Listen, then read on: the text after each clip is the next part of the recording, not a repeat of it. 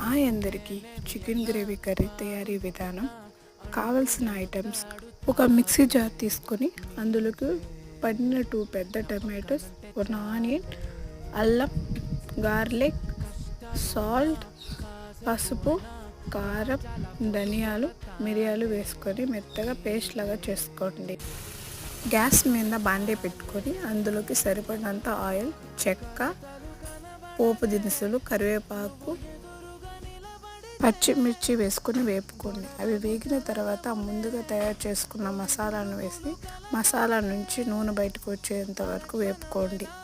అందులోనే ముందుగా క్లీన్ చేసి పెట్టుకున్న చికెన్ వేసి 10 మినిట్స్ కుక్ చేసుకోండి. కుక్ అయిన తర్వాత వాటర్ వేసి మరొక 20 మినిట్స్ కుక్ చేసుకోండి.